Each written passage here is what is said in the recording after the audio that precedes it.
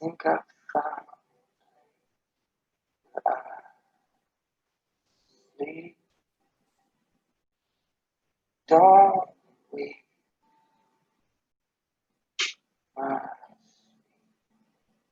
Hello. Martin. Fade. Oh, How are you, my lovely? I'm good. I've had my first week of poetry evening class that I'm doing this week. Sounds cool and exciting, but it's hosted on like custom video conferencing thing, because of course it is, and my university uses a thing called Collaborate rather than Zoom, so I don't even get to be part of the like Zoom university meme. I'm doing stuff with a university, but not on Zoom, which means that everything is slightly worse. I can, in my class of like 10 people at any given time, I get to see 3 other people plus the lecturer, and the rest of the video screens are hidden from me and are impossible to access. So that's, hey Mike. Hey, how you doing? Slightly annoying, but Is it poetry writing or poetry reading? both. We're going to read a bit of poetry and learn how to write some poetry. How exciting. I am very interested to hear all about it. Yeah, sounds fantastic. This week, my homework is that I have to, I have to read some stuff, but I also have to invent a ritual, do it 5 days in a row, take notes when I'm doing the ritual, and then during class next week, write a poem from those notes. Okay. Which is a bit weird, but should be interesting. Is the next task to recruit people into your ritual? I mean, that wasn't mentioned, but presumably I should just get on with that part. I just expected. Yeah. Just show up to class and be like, I found a cult. I may have accidentally started a cult. Does that get me extra credit? If you're very poetic about it.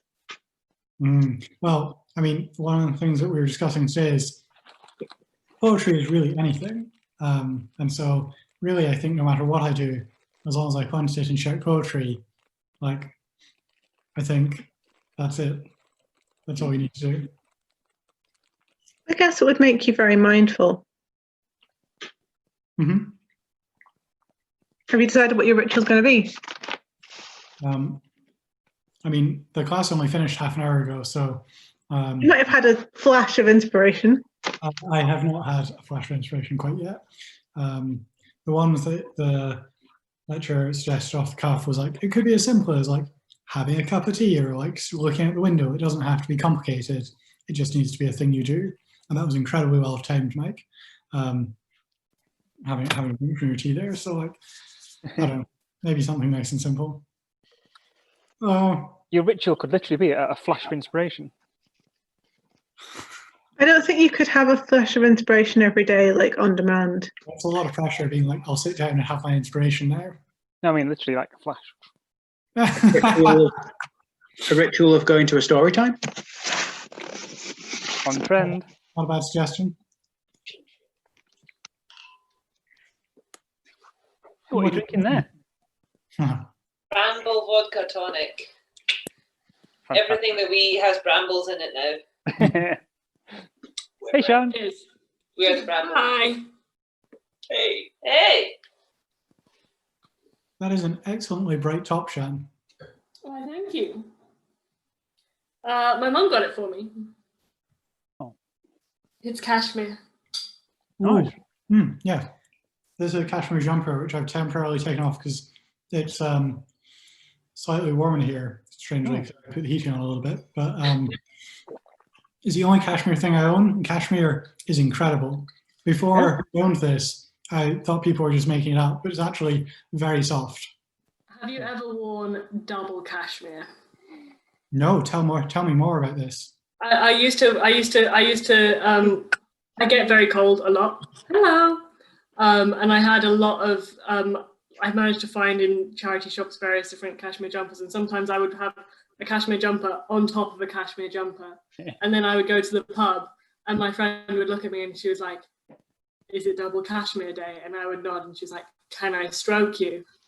And then she would put her hands between the 2 layers of cashmere and just stroke me, and it was great. Why is that so sexual? Oh my God. So on brand with that, how many duvets do you sleep under? Because I'm personally a big fan of double duvets. You do love soft things. Like, because there was a thread in my work chat where someone was like, oh, like, can you recommend somewhere to get a duvet from? And someone was like, oh, like, here you could get this. It's like a double duvet where it's like a 3.5 tog and a 7.5 tog. And I'm like, mate, I've got 2 duvets and both of them are 10.5 togs. Too much. You're so warm. You're so warm and snuggly. To be fair, I'm currently not actually sleeping under both of them because one of them is right here.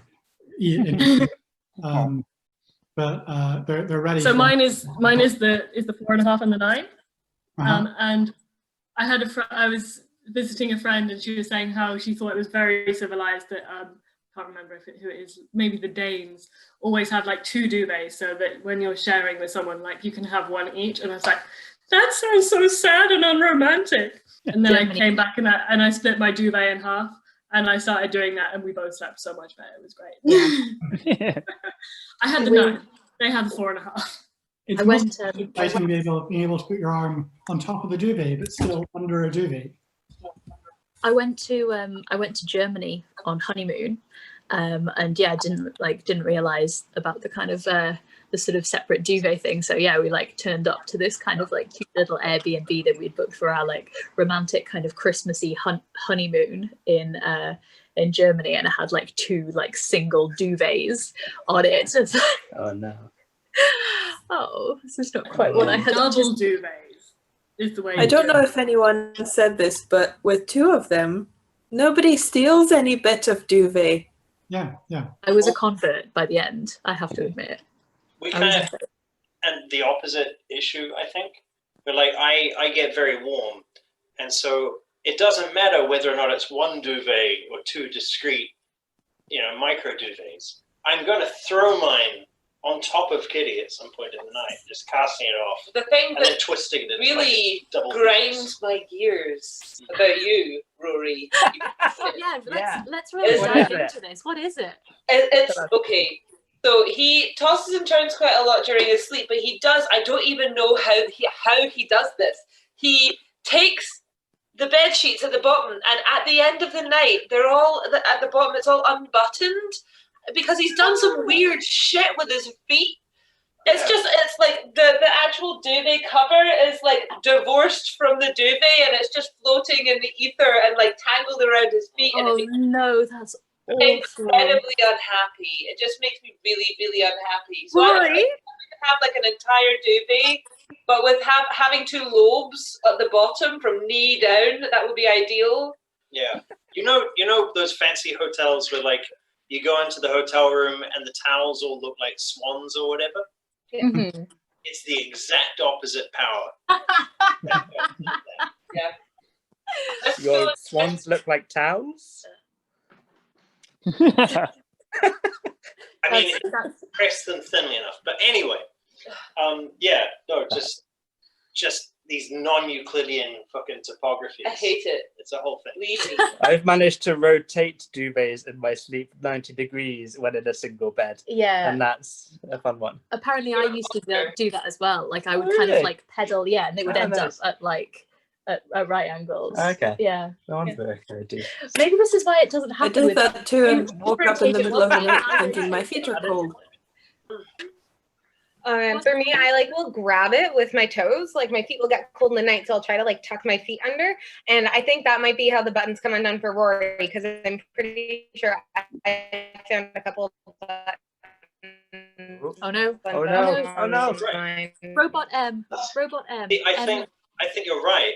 But here's the thing. I posit that this is a more widespread behavior. It's just that there's also a statistically significant number of people who in their sleep will button the duvet back up again. And when you're sleeping as a couple, obviously you're not awake, you don't know, so you just wake up and you think everything's nothing changed. I just think we're a statistical anomaly where you do not have that particular genetic trait. I think you should just sleep That less. sounds right. You're sleeping wrong. You're sleeping wrong. Stop being unconscious in the incorrect way. A side note, Kitty and Rory, your outfits, like, and your wine glasses all just harmonize absolutely perfectly. Like, you look at this, look at this. They do. Like, you look amazing. Maybe if Rory slept in socks, he wouldn't be able to undo the duvet. What, like child mitts? Yeah.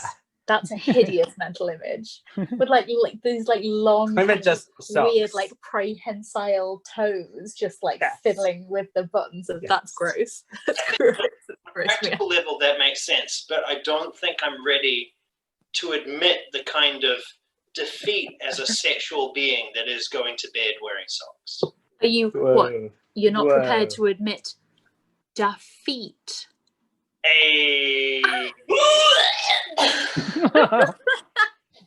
No, like I don't like that kind of sock shaming there, Rory, because 363 days of the year, me naked is me wearing socks.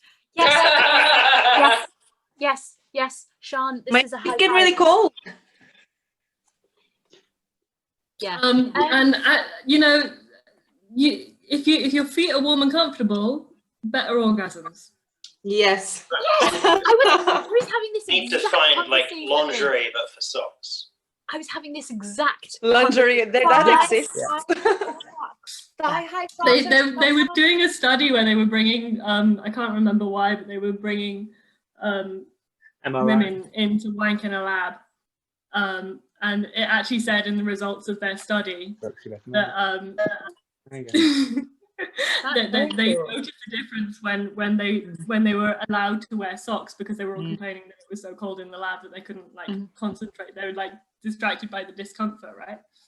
So I have a pair of sex socks, which are like knee-length kind of snuggly bed socks. Yeah, they're Ravenclaw socks. Did you bring them with you? I want to see them. Yeah. Show us your sexy socks. Shall I put my sexy socks on? Well, she said sex socks. Sex socks is not the same as sexy socks. Oh, they're not sexy socks. They're not sexy socks. Have movie in reaction to the socks. Here they are. I'm pretty sure that qualifies. Oh. They're so warm. They're so warm. I love that so many of us have things to say about this. Is it story time?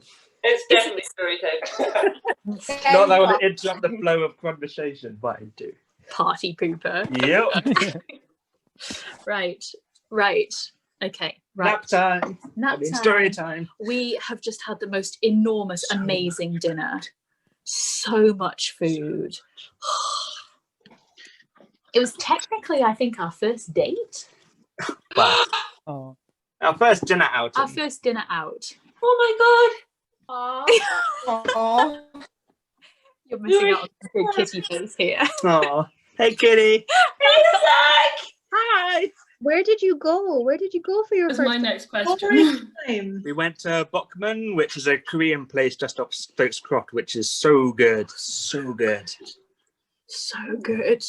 They, I don't think, know it. brew their own soy sauce. Oh, and look.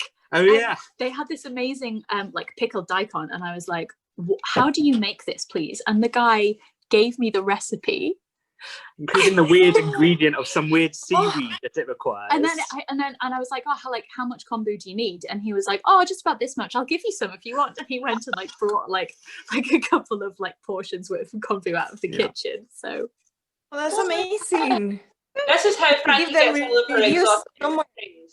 It's all just by like having conversations with people and being like, hey, I'm interested in this thing, and everyone's like, let me share everything about my passion project with you. Can confirm. Here are my secrets. Okay, story time. I'm so sorry. I am so sorry. I'm not. Right. Okay, quick warning up top in a jarring tonal shift. So we've got 2 chapters tonight. a little bit of a potential content warning for these. The first one is Varian, which is Callanish's mother. There is a mention of her conception of Callanish, where there is some kind of like dubious consent, sort of somnophilia adjacent issues, that just to kind of for people to be aware of. And in the second chapter is an Avalon chapter, and there is mention of like her and Jarrow having like lost children in the past. So just a couple of kind of potentially like sensitive things for people to be aware of, and I hope that that is okay. And if anyone needs to nope out of it, then obviously like saddle up your noctopus. Right, okay, yeah, you heard me. Okay.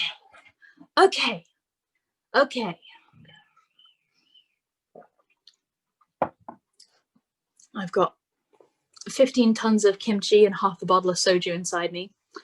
Let's do some reading.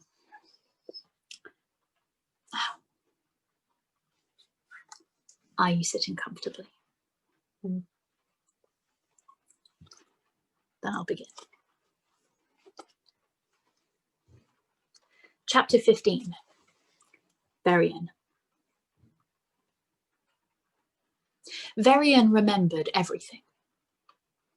Spring was the bestest and most important time to the gods, and as the most loved child on the island, she had never been told this officially, but she knew it and never hesitated to inform her older sister, as long as their mother couldn't hear.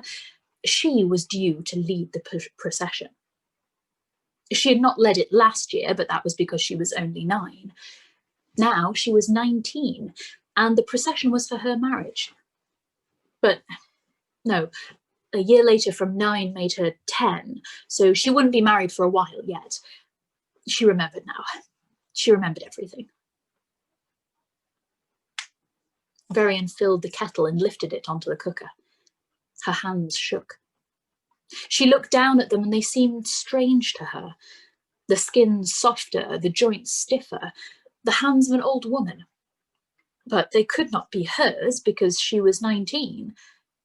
No, she was 9. She was 10. She was sitting beside her mother, and they were making oak leaf masks. They had a good store of leaves. She and her sisters had been out every morning, shuffle crouching through the copse, filling their skirts with fallen leaves.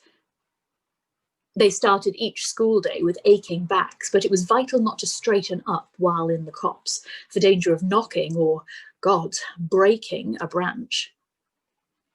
It wasn't the island's punishment they feared. The gods had more power than any man and did not look kindly on such sins. But she and her sisters were good girls. They had nothing to fear. Varian lit the fire under the kettle. Her shaking hand swayed into the flame, but she felt no pain. She dipped her finger into the kettle of cold water to soothe it, simply from habit. It would not do to have blistered fingers when she had the oak leaf masks to sew. She looked around her house, but could not see any leaves. Her mother and her sisters were missing too. But her back ached, so she must have been gathering leaves in the copse, so it must be almost time for the procession. She was going to lead it this year, because it was her wedding. Her mother peered over at her sewing, then eased the leaves from her hands to straighten her stitches.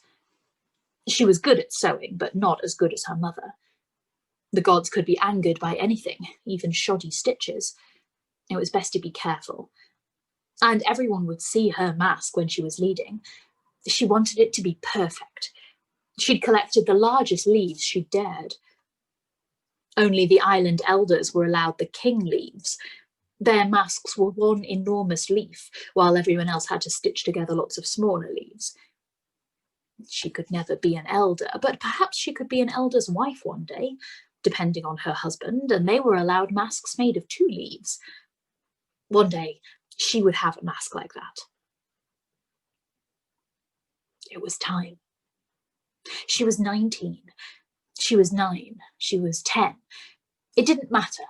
Nothing mattered except that she was leading the procession and it was her wedding day, her very own day. Behind her, the islanders had begun their chant, low and solemn at first. At Penhill Crags we tear his rags, at Hunter's Thorn we take his horn. The fur cape was warm across her shoulders, the collar tickling her throat.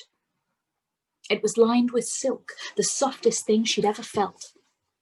She wished that the fur and silk were sewn to her skin so that she could feel it every day.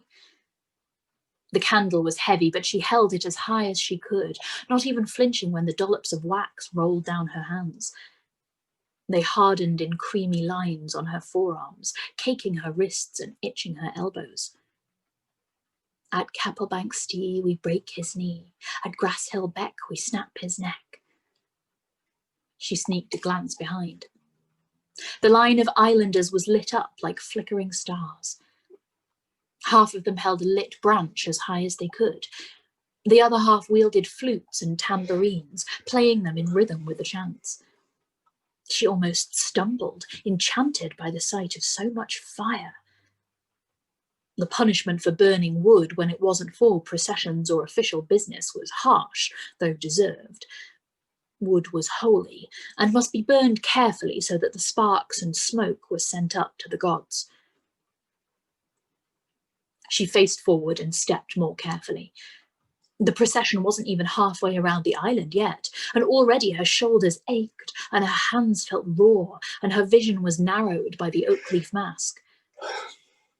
But it was her wedding, and she would not flinch. She lifted her candle and resumed the chant. At Wadham's end he cannot fend, at Graskill end he'll meet his end. In the days of the great-great-greats, the land stretched out so far you could have walked it for weeks without a sniff of sea. That was the time of true processions. Long, gleeful snakes of people stretched across valleys and hills. Then the land shrank, and shrank, and shrank, until now everyone must march in circles around the island and spiralling in to link hands and surround the copse at the centre. By then their chant would not be low and solemn anymore, but gleeful and loud, the words called at the top of their voices to echo among the trees. At Wadham's end he cannot fend, at Grassgrill end he'll meet his end. Gods, hear us. Their island may be small, but the gods knew the distance they covered in their hearts, and that was what mattered. The islanders showed their obedience. After their deaths, they would all have a seat at the table of the great forest feast. The kettle was shrieking. Varian creaked to her feet and moved the boiling water off the flame. She tipped tea leaves into a bone cup and added water, and she only spilled a little bit, so her hands couldn't be that shaky after all.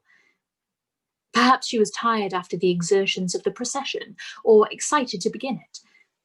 It had either just finished or was just about to begin. She remembered that. She sat back and waited for her tea to cool. For the procession, the island was completely dark. There were no lights in any of the buildings and no lights at the dock. Damplings kept their distance during processions. It was safer for everyone. Damplings had wickedness deep within their bones, so deep it couldn't be scraped or burned or cursed out, no matter how much the great-great-greats had tried. Given half a chance, Damplings would steal landlocker babies. Everyone knew that. They envy us. Our traditions, our food sources, the power of our gods. Everyone dreams of a house on land, but most Damplings will never have one. And that's as it should be. They wouldn't know the traditions and might not perform the proper appeasements. They might break a branch, and there where would they be? Where would we all be? Around the copse, hands linked, the islanders increased their chant. Tambourines clashed and flutes shrilled. The rest of the song's words were abandoned in favour of the final line, called over and over, rising to a shriek. And then it died. Her time had come. She was the most loved child, the most beautiful woman, the island's bride. She had been chosen for this. She raised her candle, her forearms caked in wax, her blonde hair gleaming across her fur cape. She made her voice as loud as the wind in a storm. So here's a thought your teeth should clench. All greenness comes to withering. The islanders picked up her lines, chorusing as she led them along the narrow path and into the heart of the copse. They pulled their arms in then, candles and burning branches tucked into their bodies so that there was no chance of the trees catching fire. Tomorrow, everyone would wake to welts and burns on their chests and faces, but they'd be glad of it. To be burned at a procession, to carry marks earned by protecting the sacred trees was an honour. Varian had drunk her tea too soon and burned her tongue. She wrapped her hands around the cup, knowing it was too hot and not caring. It was an honour to have burns. Heat cleansed. That reminded her. She got up to check her coal store, but sat back down. If she did not have enough, then what? There was so little left to trade. She had seal skins, and her father had told her just this morning that they could keep even a giant warm through the winter. Not that she remembered winter. Perhaps it was something that people feared, though it never occurred. Varian did not find it strange that her memories consisted only of spring and summer. All greenness comes to withering. All greenness comes to withering. The copse seemed to answer the islanders' chant. It was green and withered too. Their steps stirred up scents, leaf mulch, overripe berries, the tang of new green leaves. They held their flames close. At the heart of the copse grew the world tree, centre of the whole archipelago. For the wedding it had been set all about with the banquet tables and benches carved from the oldest and holiest oak. There was a place set for each of the islanders, from the oldest to the youngest. The platters were of oak wood, as were the knives, and each place had a single item covering the bounty of the whole world. She glanced around the table as the islanders took their places, setting their burning branches in bone-carved holsters around the edge of the clearing. She took her place at the end of the table, her platter laid with an entire roasted rabbit, and gazed at the feast in the glow of the flames. Bone tubs of honey and mustard and rock salt, salads of nasturtium and nettle, bread as white as snow made from fine milled wheat and with a sugar crunchy crust, more bread as brown as earth peppered with seeds, turkeys roasted with butter and garlic, their combs fried crispy. In these days of lack, not all the items that grow on the earth could be found. Pomegranate, banana, lemon. These things could not be stored for long enough to trade to a northern archipelago. But the gods did not care for trade routes. Their punishments could be harsh. As a compromise, the missing items were still there in spirit, carved from sacred oak wood and placed on platters. No one would go hungry that night, even those with totems on their plates. Their island had good, rich soil and could sustain many crops and animals. They had bread and wine, pears and apples, roasted potatoes and spit-fired pig, enough to fill the bellies of the whole island. Varian sipped her tea. It tasted of nothing, but she did not mind. Her tongue tingled with the memory of tastes. It was just yesterday that she'd eaten that rabbit, after all. Or, if not yesterday, then she was anticipating a taste to come the following night. She rubbed the tight joints of her knuckles. After the islanders' bellies were full, the sacrifice could begin. The youngest islander had been born only a few weeks before. She suspected that the child's mother, married at last year's procession, had conceived in a well-timed way so that the child would have this honour. Perhaps she would try the same thing, so her child could be honoured too. One by one, the islanders passed their platters along, forming a tall oak tower in the centre of the main table. It reached higher than their heads, but it did not waver. Oak was strong like that, which was why it was the finest of trees, which was why this was the finest of islands. The child's mother clambered onto the table and placed her baby on the platter, a symbolic meal offered to the gods. The islanders lit fresh branches from the final sparks of the old ones, forming a circle around the tables with the raised child at the centre. Up rose the islanders' voices, inverting their earlier chant as they stamped and cheered around the banquet tables. All withering grows to green, all withering grows to green. The child wailed at the noise and the lights, but only because he did not understand the great honour. In time, he would be proud. The damplings told stories about the islanders killing babies to appease their gods. A tiny life traded to protect hundreds more. But that had never happened, not that she remembered, and she remembered everything. It was just nasty talk among the damplings. And they were nasty, the damplings, full of spite and wickedness, and it couldn't be burned out of them. Even the islander children knew it. They invented little chants and taunts, daring one another to cross the black shore and grab handfuls of seaweed to fling at the boats. It was all in fun, of course, just the play of youth. But those nasty damplings did make such a fuss about it, feeling so sorry for themselves. She tried to pity the damplings. It came from a lack of heritage, of family. How could anyone feel steady without good land under their feet? The procession had marched itself to bed, and the island was asleep. She was 19, the perfect age for a bride. The island council had chosen her husband, and they had chosen well. Now all that remained was their wedding night. Making love was making life, and that was her duty, she knew, though it was never spoken. Her husband was green-eyed and strong-boned, with hair the colour of oak leaves. She waited for him at the edge of the copse. Her underwear was scented with lilac. His cheeks were red from the spiced wine, and he came to her with the passion and honesty of a lit candle. Afterwards, her skin was raw, parallel scrapes down her thighs and back, and she thought of the lines left by the melting wax. She would be proud of her burns. They were a mark of duty, of worship.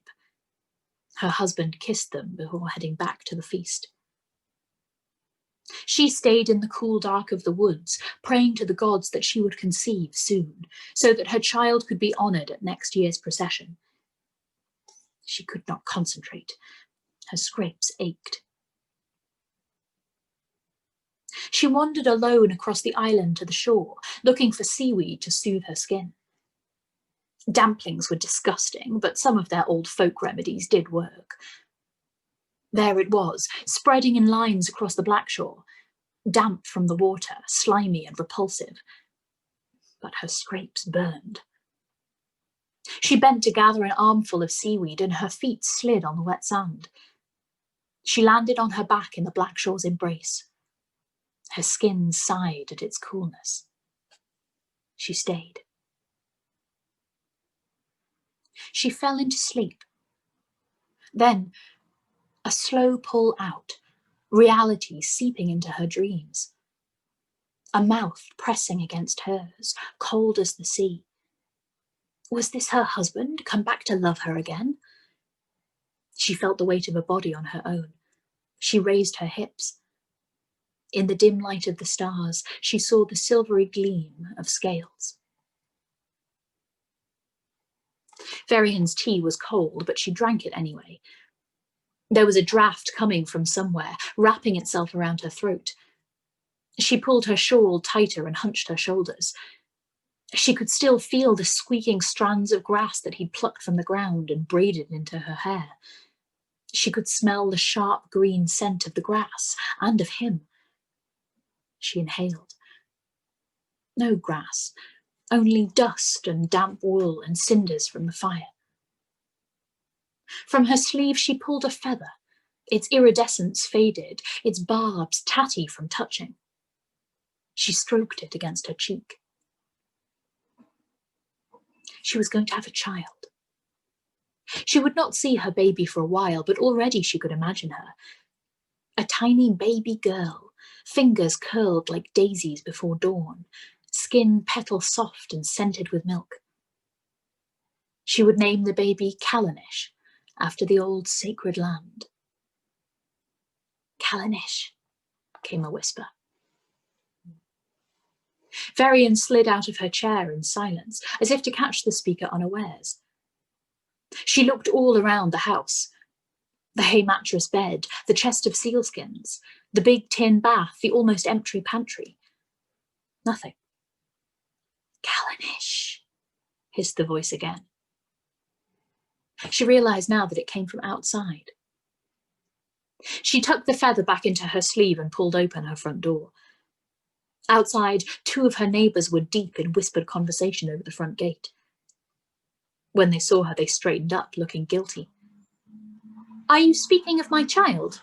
asked Varian. "No, Varian."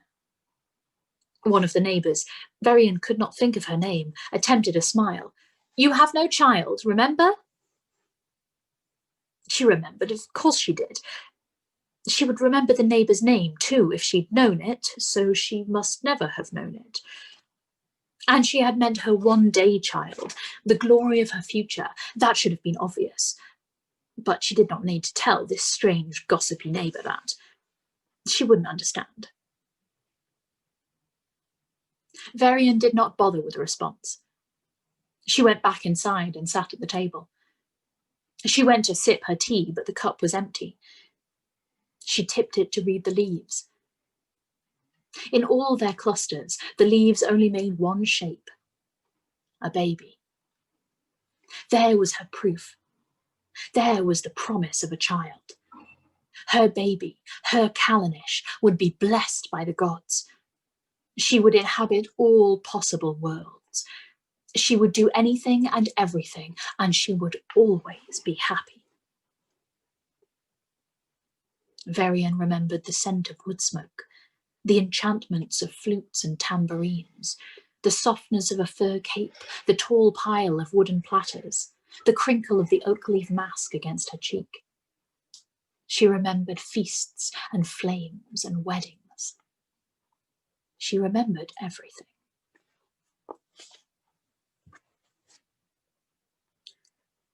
Chapter 16. Avalon.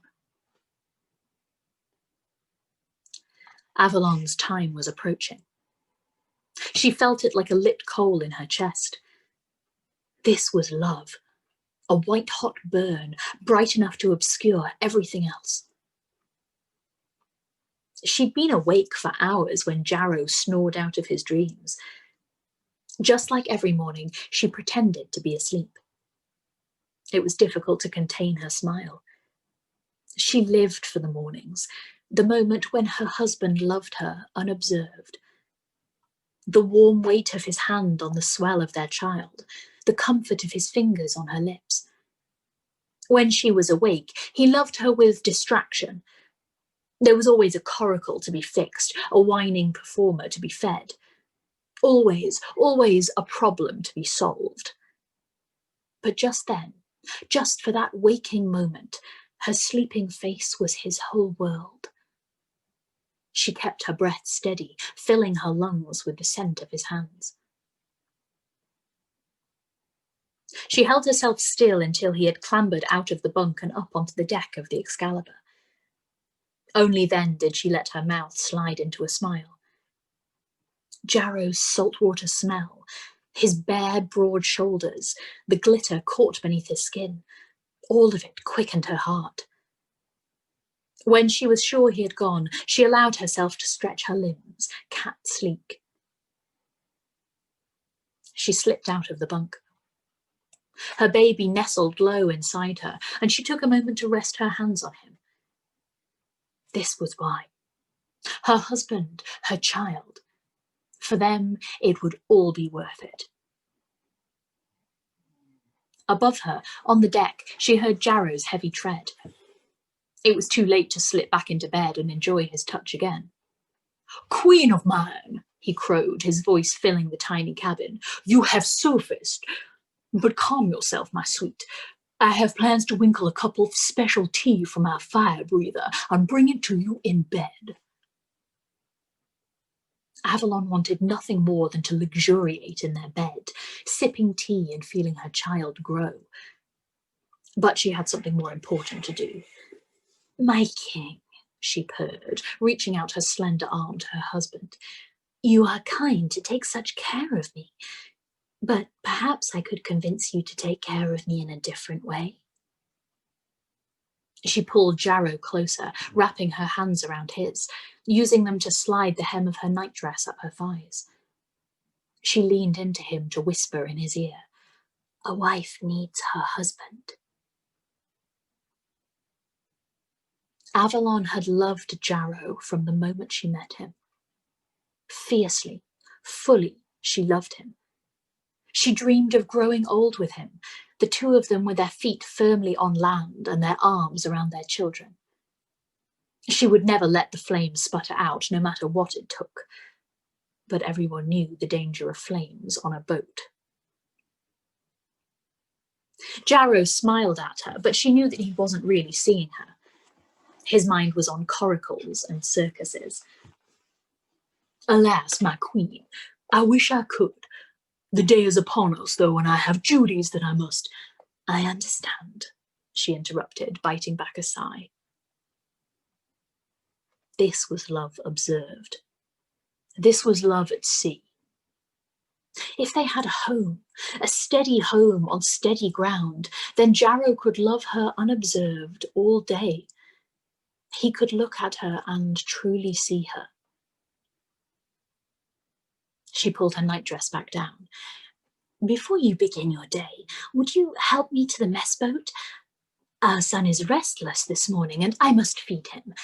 This life at sea is not good for him. The unsteadiness, the constant movement. A child needs somewhere to plant his feet and stand tall." Jarrow did not reply, but simply waited while she continued dressing and washing. As she scooped water over her body, she peeked over her shoulder to see if he watched. His eyes were distant, looking at nothing. He had barely touched her since she had fallen pregnant. And, she could be honest in her own mind, if nowhere else, there had not been much touching before her pregnancy either. In the first years of their marriage, their passion could set a boat aflame, but grief can dampen any fire. All those babies, lost before their first breath. She straightened her dress, pinned up her hair, and leaned girlishly on her husband's arm as they emerged from the Excalibur's cabin. She didn't need his help, but she knew he liked to look after her. In truth, Avalon had never felt healthier. Her son nourished her as she nourished him, and each day she felt her strength grow. Strength was good. Strength was important because this was an important time. She needed to get it right. For the baby and for her husband. She knew what they needed. She only had to work out how to get it. After Jarrow had deposited Avalon at the head of the mess boat's long bench with a cup of nettle tea and a rough-lipped kiss, she sat. She watched. She waited. A plan would reveal itself as long as she was ready for it. She saw the twittering, glittery nonsenses from the beauty boat descend in a clumped trio, flirting aggressively with the fire breather before taking their seats at the far end of the bench. How they managed to lever any food into their mouths while spewing all that gossip from them, Avalon didn't know. She averted her eyes, sipping her tea with dignity.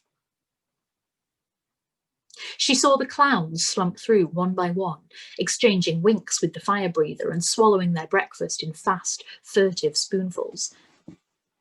They were planning rebellion, no doubt. Avalon had told Jarrow 1,000 times that the clowns weren't to be trusted, but he would never listen. He never doubted his crew members' loyalty. Avalon, on the other hand, never doubted anyone's deviousness, and that was why she was always a step ahead.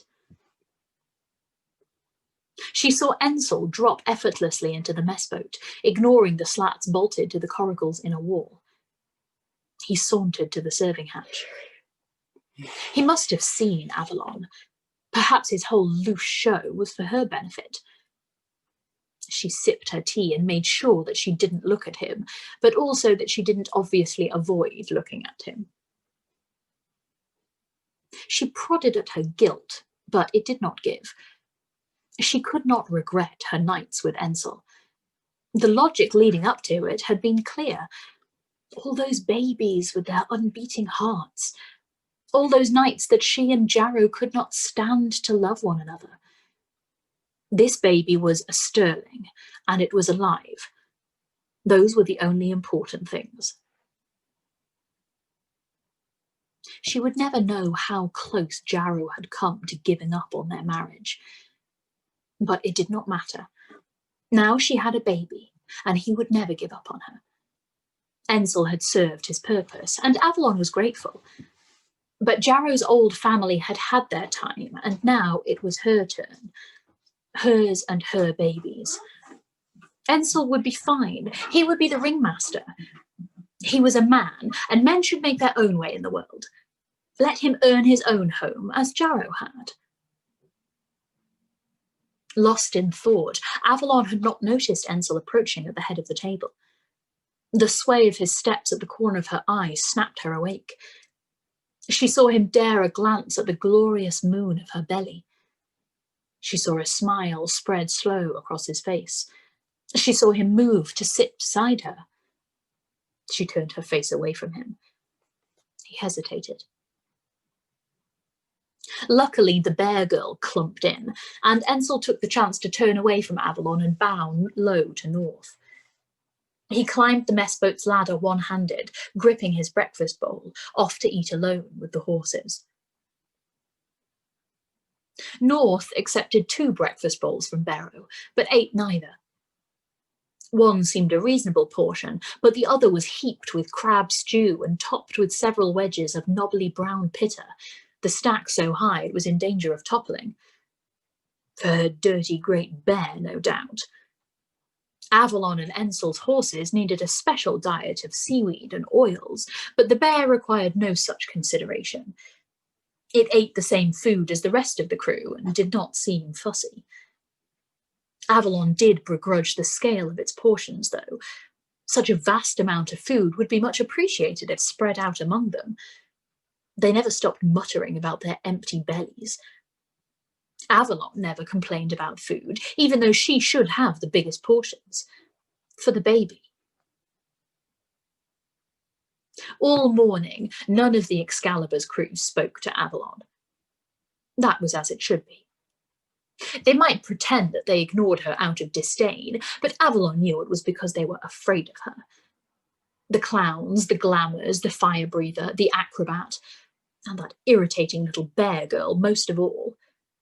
Why Jarrow seemed to like the wretched urchin so much, Avalon couldn't imagine. Well, so much the better that the crew would soon have the circus all to themselves. They were too interwoven, tangled together like seaweed around an anchor. They were dragging Jarrow down, clotting him up, and if she could just... The bear girl. If she didn't marry Ensel, then they could not provide a sterling child. It wouldn't be easy for Jarrow to set up another match for his son. It was too much of a gamble to choose a dampling stranger from another boat. No child meant that Ensel's claim on the house would be useless. Avalon's baby would be the only sterling.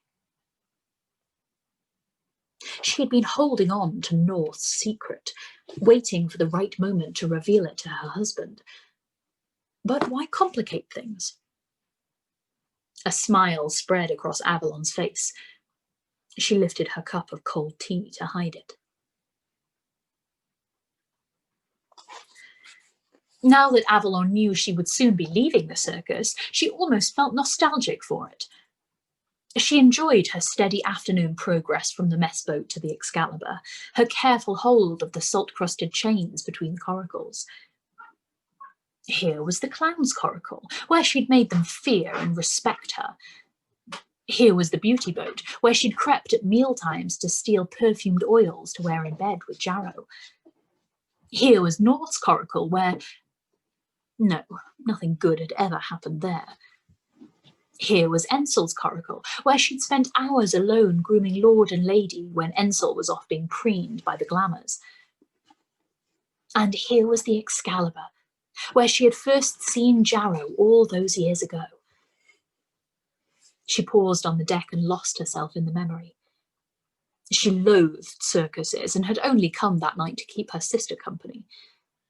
Any excuse for an evening away from the cabin of their family's fruit trading clipper. Any reason to avoid yet another evening sorting good apples from bad. The dumplings section of the big top had been crowded and sweaty, but all that had faded to nothing when the ringmaster stepped on stage. His broad shoulders, his glittered cheeks, the boom of his voice so strong it vibrated through her ribs.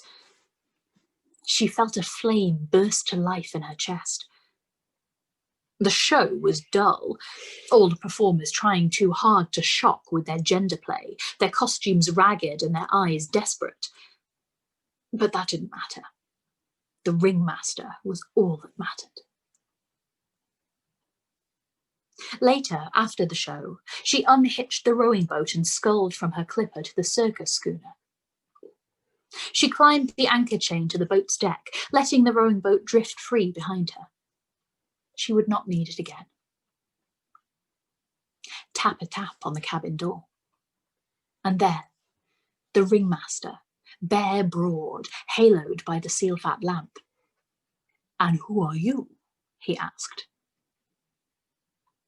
She remembered the name painted on the boat's side. Excalibur. She thought fast. "Avalon," she said. "My name is Avalon." She'd spent the day sorting fruit. She knew that her skin smelled apple sweet and looked as white as just sliced apple flesh. "I would like to come into your cabin," she said. She stayed still, letting the air carry her scent to the ringmaster. It did not take long. She saw herself then, reflected in his eyes, and she liked what she saw.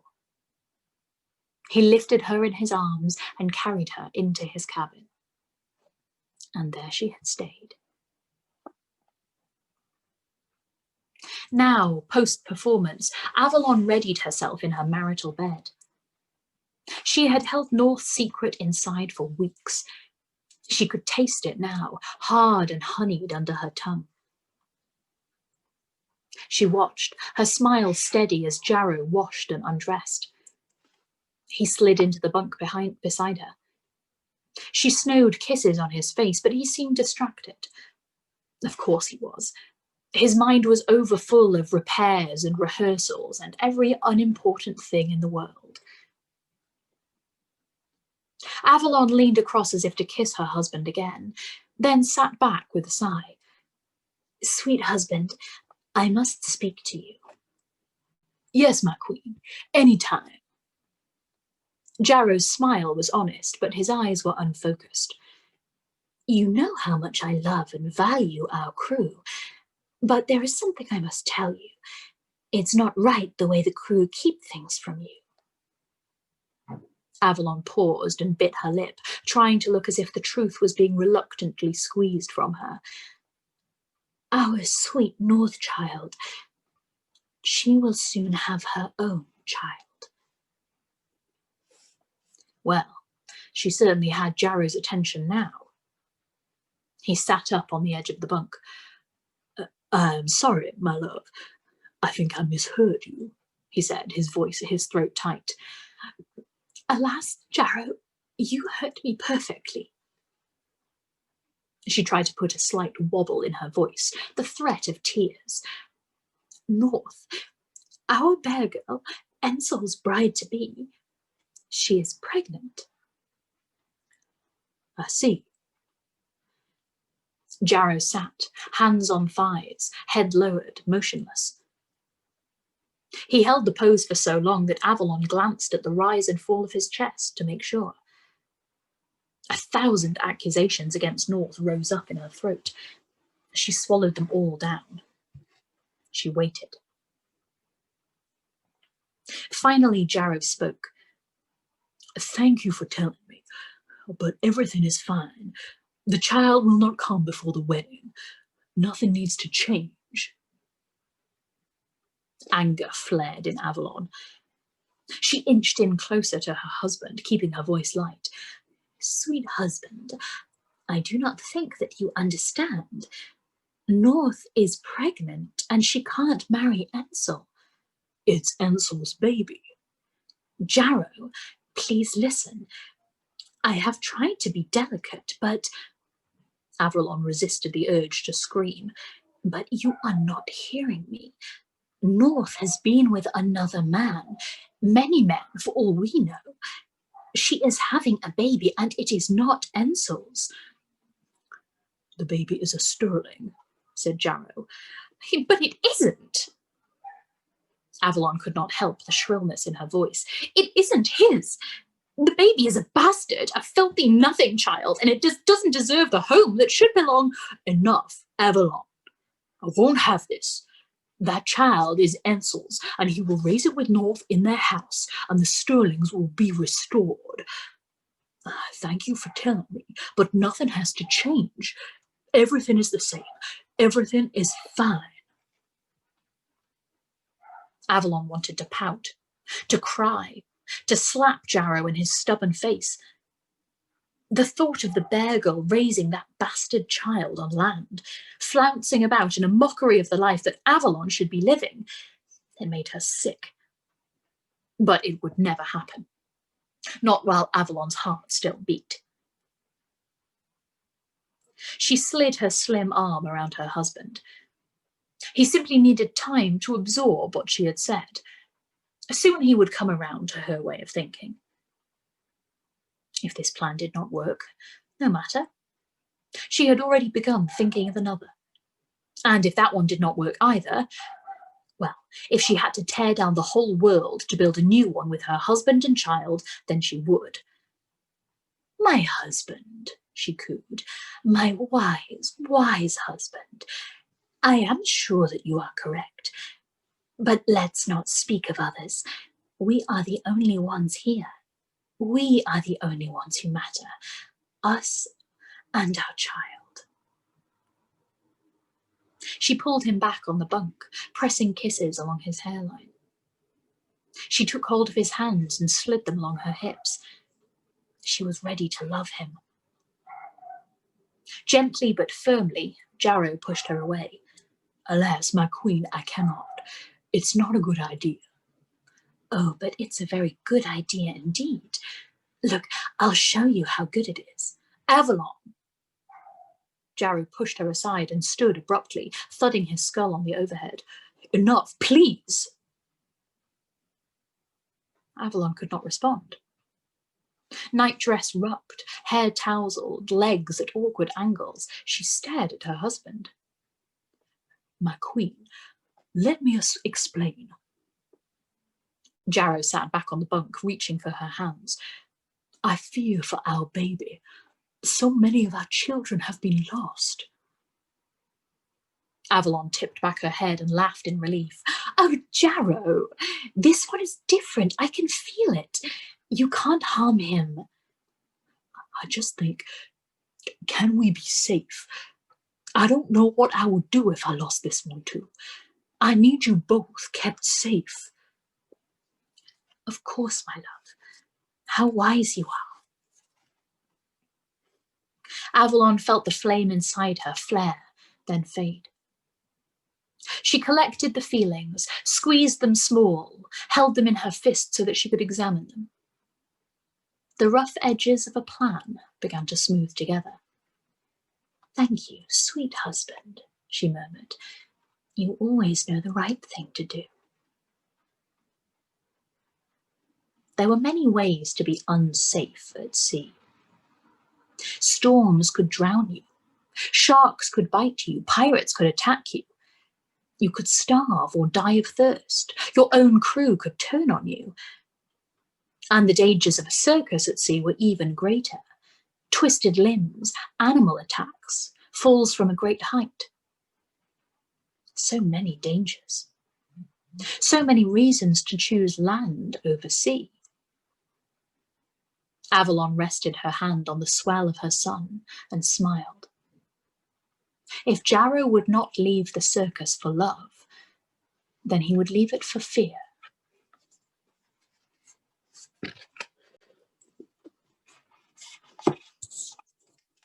Oh, terrible Avalon. The worst. The worst, but also the worst. She makes a bit of like the Islamic State brides, kind of running away from home at a young age. I mean, I think that is a pretty kind of like Taylor's Oldest Time dynamic. That shit, like, oh, Avalon, man. Oh, Avalon. Avalon, Why'd she let man. the rowboat go? That's just wasteful. I could see you like in the corner of my when it was like she left the rowboat drift away. I saw Zach go like, that's just silly. How y'all doing? So what happened in chapter 1? I'm not sure if I was just not paying enough attention, but I got a bit lost. So that's Kalanish's mother, and I think we are given to understand that all is not right with her and her sort of her mind and her general state. So she seems to be most living in her past. It is sad. It's a very sad book. I hope you're all enjoying it. What's Abby making? I also feel bad for Avalon. Really? Oh, cute. I do a little bit, because you know her husband. He won't touch her, and she doesn't know how to reach him. I feel sad for her too. She's an absolute bitch to everyone else, but like huge amounts of loss and fear of losing Jarrow, and yeah, she seems to be really.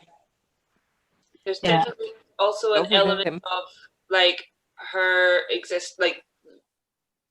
her world still has a lot of really rigid power structures in it, and she's playing those rigid power structures to her benefit. Yeah, like I think she's like a horrible person, but she's not a monster. You know, she's a human being and has human monster. A human monster, aren't we all? Like most monsters. But it's interesting that she's the one who we've got this far through the book before having that humanization. I think that, you know, all of the others we've kind of we've seen something in them from the beginning, even though we're like, oh my God, why are you being an ass? We've kind of had some human feeling for them, but yeah. Do you have any human feeling for Ansel? I don't think I had any human feeling. I think I did early on. It has deteriorated rapidly. I think you know, I started with some kind of empathy for him. Yeah, I quite like that they've. Oh, sorry. What were you going to say, love? I think that Ansel probably had like a super absentee father, though. Like when you think about the fact that Jarrow is constantly busy with everything else and not giving his wife any attention, he's probably not giving his son any attention either. So he's like having some weird mommy syndrome where he's super into his stepmom and trying to make his power structures the best that he can, because the only real role models he's had are his dad, who's never around, and Avalon. Yeah. What happened to Ansel's mum? I think she just died. I can't remember. I don't know. I don't think we've heard anything about what happened. We heard a little bit about how distraught Red Gold was, or Jarrow was when she died. Yeah, and he didn't think that he would ever love again, and then he met Avalon. I'm definitely getting that there's like a really high death rate in this world, that they've lost this many children and everything. Mm. Yeah, it's rough. What's the name of the priest in Chocolat? I forget. What's Reno? Reno, yeah, I'm kind of seeing some parallels between him and Avalon in terms of like an antagonist who is deeply hypocritical but like cannot see it, who believes that like are a model of rectitude and everyone else around them is scum. Yeah, I like the bit in her chapter where she's like, oh, like, you know, really, I don't complain, even though I should be getting like more food than everyone else, you know, for the baby. And like in the head, like in the back of my head was North going like, blah, for the baby, blah. Like, shut the fuck up. For the baby. Well, it's interesting that we think of Jarrow as an old man, you know, because he seems like the old man, sort of the father of the whole thing. But I think we heard that he's 38, did we hear, or something? Yeah, he's like not 40 yet. That might be old in terms of just the mortality rate, though. Yeah, but when you think about, like, for instance, the age difference between him and Avalon, you think, oh, she's some young girl that fell for this older man. But if they've been married for 10 years, then it might not have been that big an age difference at the start. Mm. And yeah, Or like 16 and 26 or something. yeah. What was that, Nick? It said that 30 is a good age for a Dampling to read earlier in the book. Mm. Oh. Yeah. I have to work it out somehow. Yeah. Interesting. Hold on, let me have a quick look and see what we've got tomorrow night. Night. Night, sweetie. Oh, we should say goodbye to the catch-up crew. Oh, yeah. Goodbye, catch-up crew. Goodbye, catch-up Bye, crew. catch-up crew. Goodbye.